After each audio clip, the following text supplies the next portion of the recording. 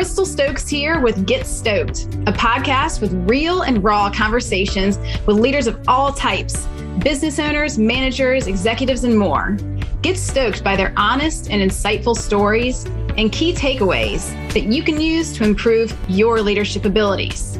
Now, if you find this podcast helpful, please subscribe and share it with others. Your support and feedback really makes a difference. Now, without further ado, let's dive in.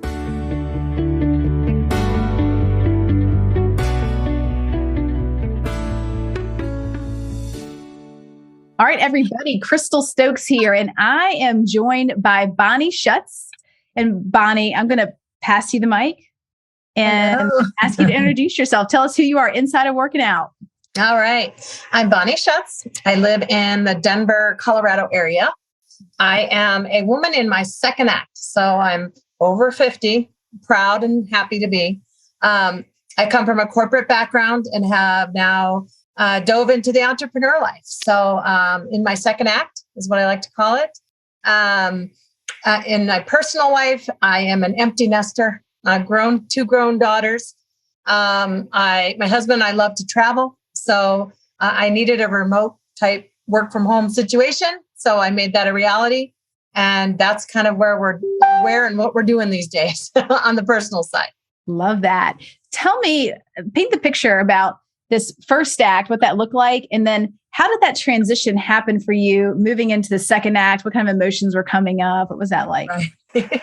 So without going on for 3 hours of my life, which I wrote a book about, if you ever want to check it out, Corporate Dropouts, I'm a participating author in that book. And that's kind of what happened to me. I went the traditional route. I was a very young bride, a 20-year-old bride, to a military husband, and had to go the traditional corporate way. I fell into being an administrative professional, climbed those ranks from a receptionist to an admin assistant to office manager, all the way up to assisting CEOs and C-level executives in corporate. Loved what I did, just loved, because I think I'm a mom at heart. And really, when you're working with a lot of corporate C-level executives, you are a mom because you're trying to keep their life straightened out and make things easy. So I went that corporate route, and I just think there was a whole lot of corporate politics and things that happened toward the end of my corporate career that just got to me. I'm like, I'm too old for this shiz. I'm just too old for it anymore. And I don't feel old, but for that, I was too old. And I just was like, what else can I do? So I pretty much linked up with my corporate bestie at the time, who was a recruiter. And she and I started pinging around some ideas. And she's like, you should be a recruiter. Have you ever thought of recruiting administrative professionals? I was like, wow, yeah, I've been in every type of role. I think I could recruit. And I, of course, the money with recruiting was in my head. I'm like, wow, I could make a lot more than I make as an admin. So her and I just birthed Tandem Resource Solutions, which is the name of my company now. And she and I made it our side hustle. And unfortunately, we only recruited I recruited admins and she recruited technical people. And unfortunately, we found that we were in different places in our lives, same age, but she had a young child. I had grown children.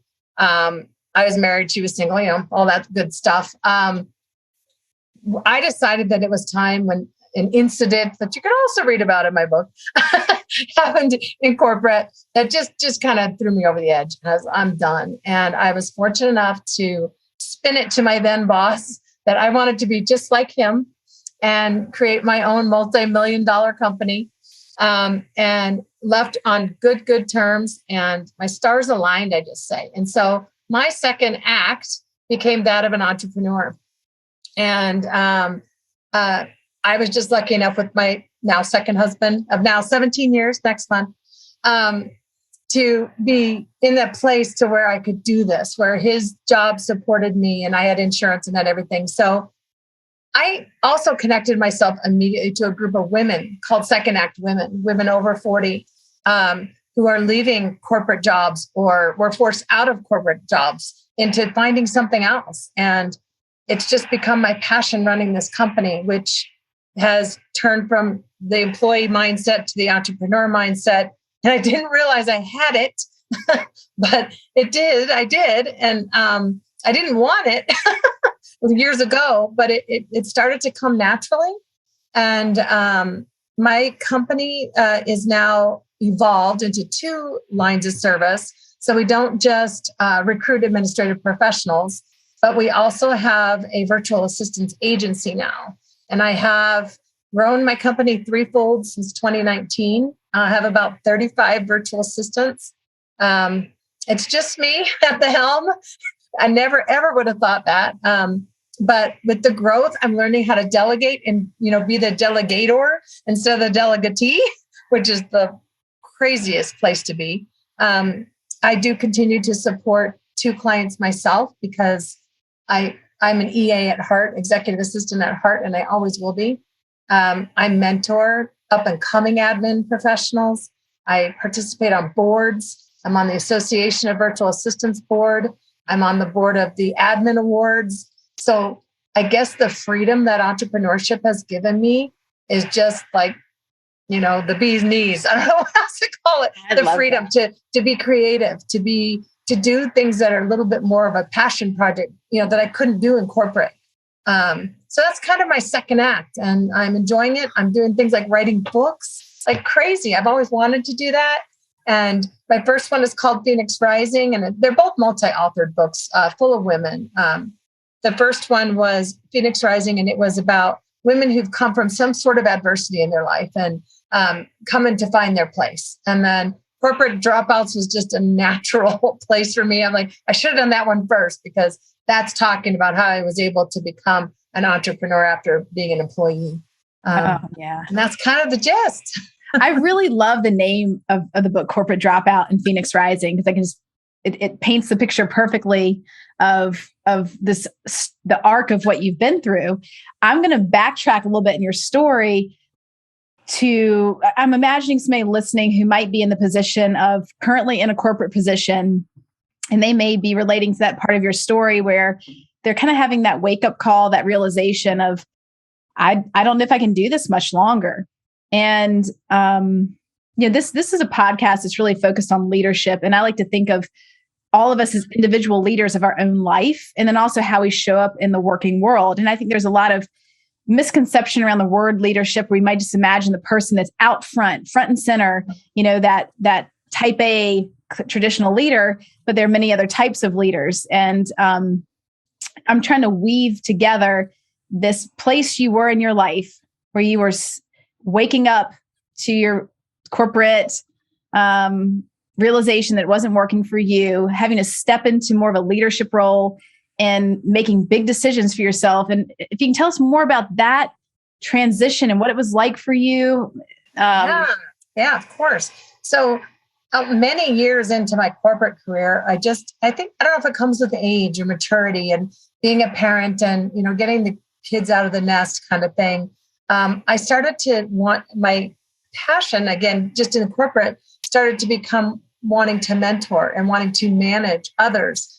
Doing the same thing that I do. And I was afforded that opportunity on occasion to manage others, and I really enjoyed it. So then now in leaving corporate and doing that the desire to lead and develop others grew bigger inside of me. And I got so much good vibes when I did it, that I was attracting people that wanted to work for me without even knowing I was attracting people, just telling people the world out there what I was doing. And it kind of just made me feel really good that people wanted to work for me, which was very humbling. And I'm the self-deprecator, they all tell me. So I try not to be, but I'm learning to be better at that. I'm happy people started coming to me.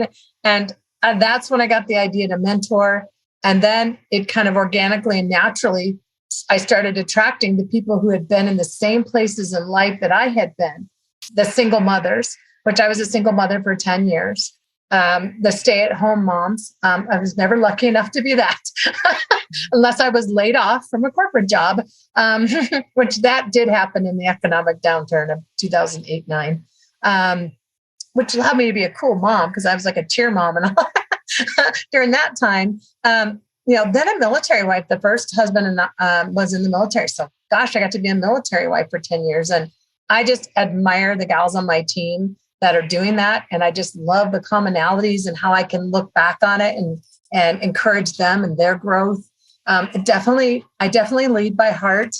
I don't know if that's always a good thing, but I've met enough people like yourself that have guided me in where I need to be as a leader. And so I keep trying to evolve and grow in that space, which is why I joined boards and things like that to show what I know, what I've learned, and what I can share.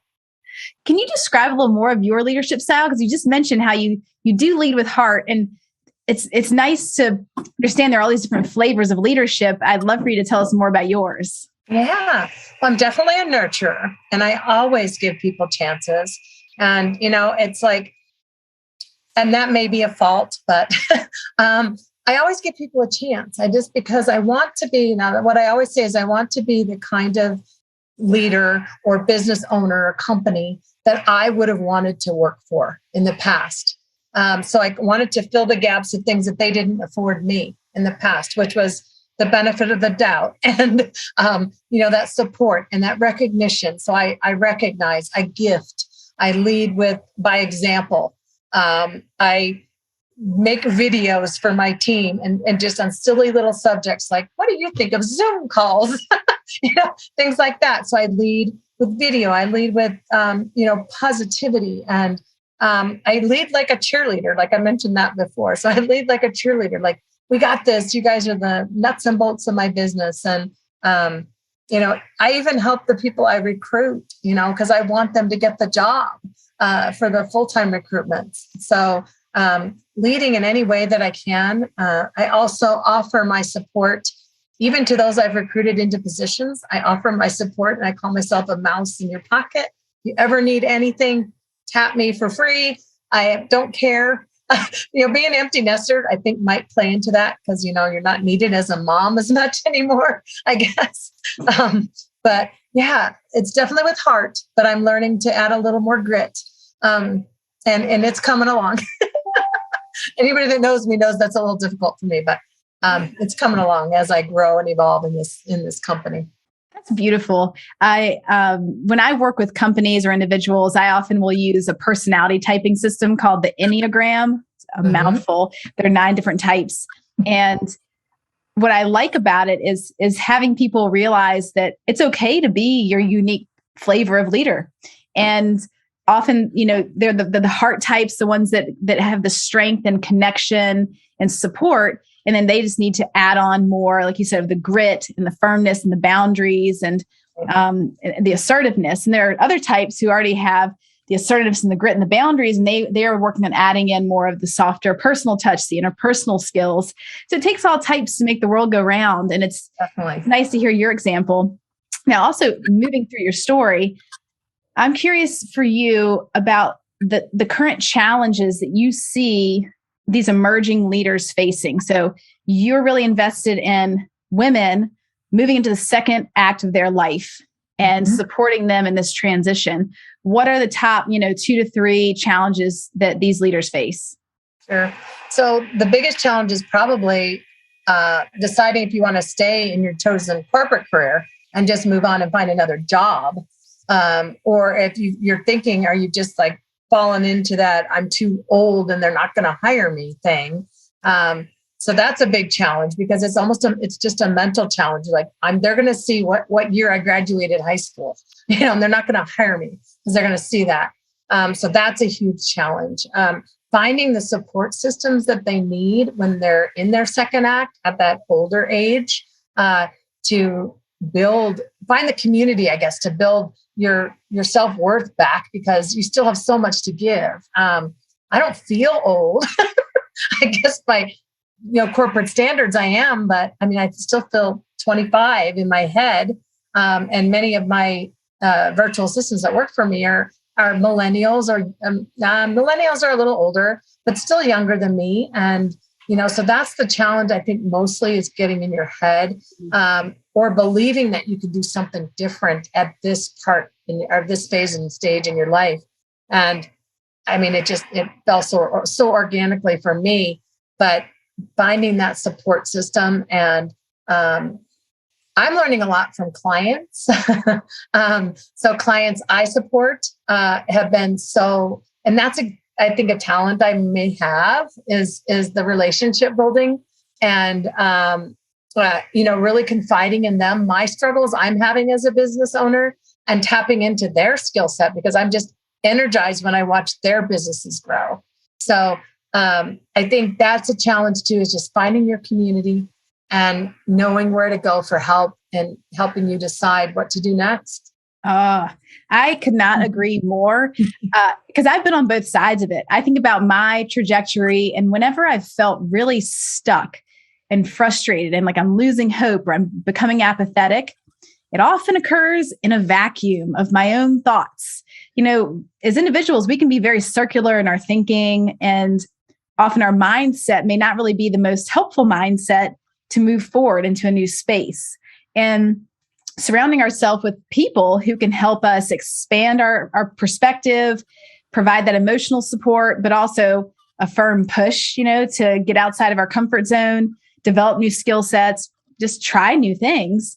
I think it's so important to have that committee of people around us that do that. And I think that's why many people find coaching so helpful, is because that's a clear, obvious way to get that kind of support. But there are many other ways that might not be as directive, but that still feel like joining a community, joining a group of something, and just continuing to always engage with different kinds of people to get other perspectives. Right. Really good point. I mean, it's almost, it's just instinctual now for me. The moment I meet somebody networking, or all my clients, or even prospective clients that don't pan out or whatever it is, I always make some sort of connection, and I don't break ties because somebody's out there is going to give me what I need when I need it. I mean, they're out there waiting to give it. And if I didn't have that support system of that huge network of coaches and other business leaders and things like that, then I don't know where I'd be. Honestly, they're who got me going, really. Ooh, well, because you just mentioned a little bit of vulnerability. Why don't I ask you the same question? How about, what are the top 2 or 3 challenges you're currently facing in your professional development? So never in my life can I say that I've ever had anxiety. And I have now started to feel, as a business owner, that lump in my chest physically. I've heard of anxiety. It's there. It's really relevant. It's so many people talk about it now. It makes me wonder if they just didn't talk about it in the past. But that's something I'm suffering from a lot. And it's not a scared anxiety or anything. It's just like, how can I get this all done? Can I do this on my own? And how do I grow? So that's a big challenge for me, is confidence, I guess, in myself to keep growing, and not knowing that I'm going to fumble, and being able to get past it and not take it so personally. That's another challenge. I'm very much take things personally. I have gotten better. My husband will attest to that. I've gotten a little bit better. It's more like, if this isn't going to work, I'll see you next year. Yes. Before it would be like, it doesn't work. What did I do wrong? I lucky enough to have a pipeline to keep me sustained, but it's a little bit of fear and a little bit of anxiety that I never had before working in corporate. So that's why I need that community to keep me telling me that they have it too. And then let's release it together. This is where I really love that you're sharing this personal share, because when I look at leaders who've moved into that more entrepreneurial space, often that heavy overwhelm, that anxiousness that has to do with, now you are wearing all the hats. It's very different than being a specialist, and this is your niche. And I don't know if you know this about me. I am especially trained in anxiety as a psychotherapist. It's one of my niches because I find anxiety tremendously important and interesting to treat. Because growing up all through my life, I would be similar to you. I didn't think I had anxiety. I'd say I'm stressed out, but I never really related much to the word anxiety. But then through school, when I started to understand what anxiety was, I went, woo, I think I may have had that for a long time. Yeah. Anxiety is really about anticipating the future and trying to have some kind of certainty, being certain that you're going to get it all done, expecting all the things that might come your way, and just the circular thinking of how am I going to do it all, and be certain that I can do it, certainty seeking in the future. And what I loved about my education was that the evidence-based treatments for anxiety were not the things that you could read about mainstream. So when I would Google anxiety, all these things pop up, but it is not what the evidence-based treatments were. So I was very excited to learn what really truly treats anxiety, what really is the thing that's going to help people, including me, feel better. And it's so pervasive right now. I've seen just an exponential increase in anxiety. I think there's something going on in our world today that might be contributing to it. But I just want to say that you're not alone in that feeling, and I appreciate how you described that kind of heaviness in the chest. It's very physical. There's a lot of physiological responses.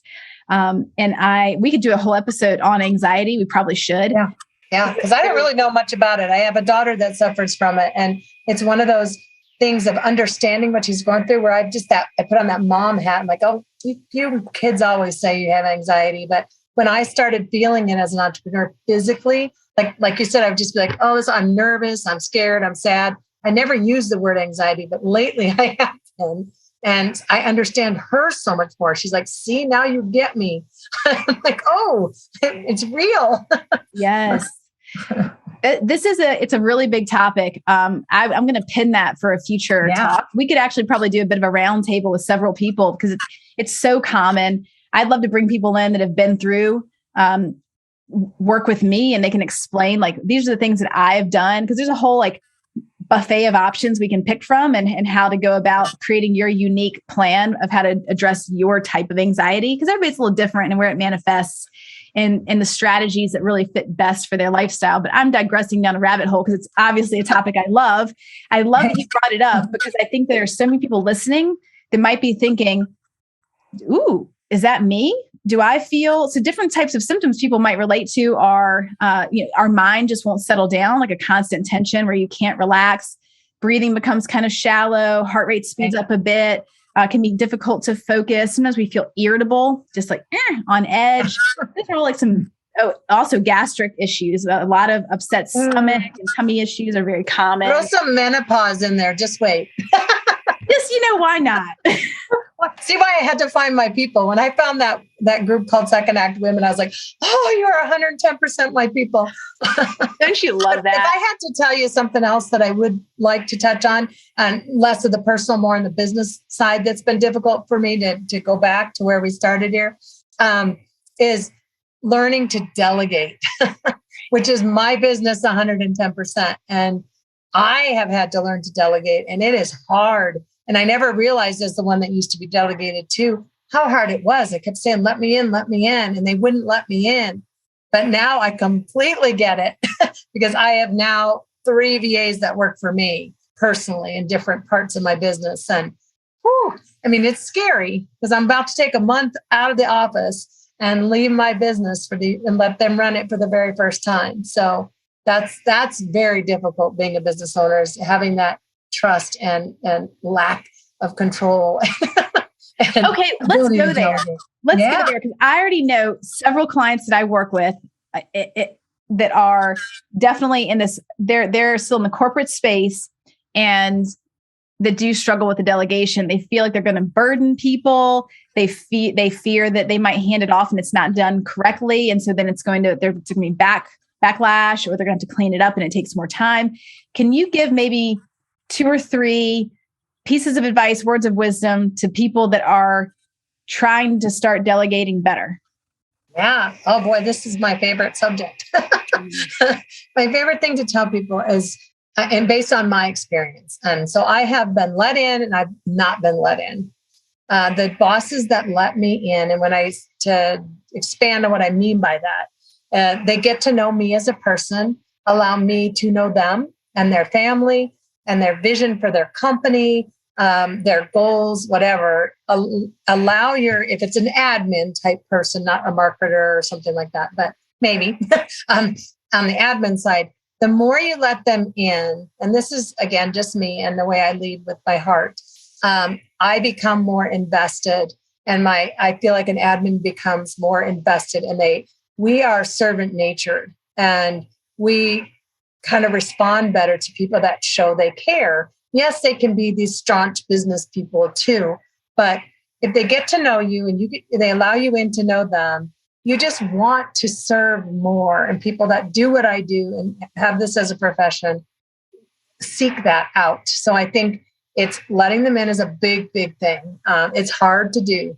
And now I've proven that.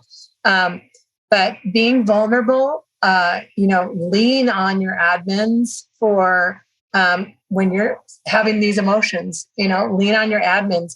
That's what I do. They love me for that.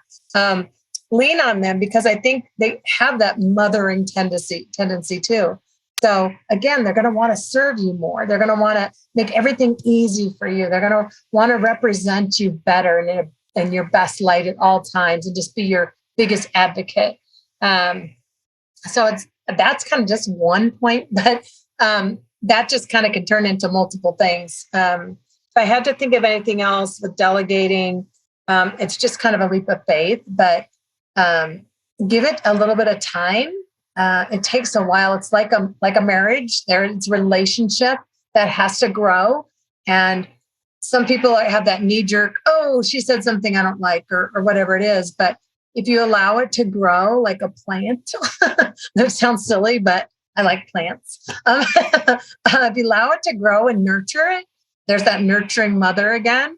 There's a chance that it'll work out. So, taking that leap of faith is a big one. And then finding your assistant, an assistant that or a company like mine, shameless plug, that has a support system on the backside that can use and share best practices with them. Find an admin that knows how to tap their resources and always wants to learn and asks for more abilities to learn. So, if you are able as a leader to provide them the funds to go to conferences and build what they know how to do, that'll go over very, very well with your admins. And then lastly, I'd say recognize them. They are so quite often the unsung heroes in a business. They're so behind the scenes because we usually don't ask for recognition. We like to just see our bosses shine. And so, but when you get recognition, like I was, after 30 years, I was nominated last year for a leadership award at the Admin Awards. And I'm just, wow, like leadership, awesome. And so I made it to finalists. I didn't win, but that's okay. So recognition with a cute little card, a little gift on Administrative Professionals Day, which is actually tomorrow, April 27th. The little recognition. So yeah, so letting them in, recognition, vulnerability, I think would be my top three. Oh, I love this. I'll just say one thing I'm working on consistently with many of the people that I coach is when they receive positive feedback, to let it in. Yes. It is a very, very big challenge for many people to just, swipe it away. Oh, that's nothing. Oh, but I could have done better. Right. And it's really important that and this has actually been scientifically proven to improve mental health, which is to receive gratitude and think about it later. Like, somebody told me I did a good job. They appreciated me. Allow yourself to feel it and then repeat it. Several of them, like you can just live off of that into perpetuity, allowing those good feelings to land. That actually can boost, mood and how you feel about yourself. Really important. I love that you brought that in. And now that we're coming down the home stretch, I'd love to give you some space to let people know where can they find you and what might they find you for? Like they're listening to this, they're really resonating with what you're saying, thinking, gosh, I would love to know more about my second act and how to do this, what opportunities are out there. Or maybe I'm a person who actually could really use an assistant. I'm really underwater and I would be open to being more vulnerable and delegating some tasks. Tell us a little more about the best ways to reach out to you and a little more about what exactly it is you offer. Yeah. Definitely. I am a LinkedIner. So if you're in the business world and looking to connect with me on LinkedIn, I'm pretty much an open networker on LinkedIn. So that's a great place to find me personally. If you and I want to have a coffee chat or things like that, I'm usually open. Unfortunately, I'm super busy right now and I'm not loving that word lately, but it's a horrible place to be, right? I'm so booming with business right now. I'm just like on calls constantly, but I will fit them in. Things will settle down a bit as I learn to delegate more. So I'm happy to have coffee chats. And if you're in Colorado in the Denver area, I need to get out of this house once in a while. I love Starbucks, so let's do that. If you're just like a computer person and you just want to go to my website, tandemresourcesolutions.com, all kinds of information there. It's another thing I have to hand off at some point that I do myself. So tell me if you see any snafus in my website, because I'm not a website builder, but that's one of that wearing the many hats things. But website's great to find me. And then we are on Facebook, Instagram, and LinkedIn as a company. So, and then I'm very, very active in the group Second Act Women that I've mentioned earlier. And it's secondactwomen.com. And they're also a group in Facebook. I think they have a couple of, you can just be a follower and part of the community, or you can be a member and do some of so they have their business, lifestyle, and money is the things that they focus on for women 40, 50 plus. So that's a great place to find me too. Fabulous. Bonnie, I really appreciate your time today. It's been so fun to talk to you. And I will link up all those things you mentioned in the show notes so people can find it. And thank you again for your time. Thank you. You bet, Crystal. Take care. Thank you for joining me today. I hope that you feel stoked after listening to this episode. And as always, I would love to hear your comments and feedback. Is there a topic that you want to know more about? Please let me know. And thank you again for subscribing and sharing your favorite episodes with others. It really means a lot.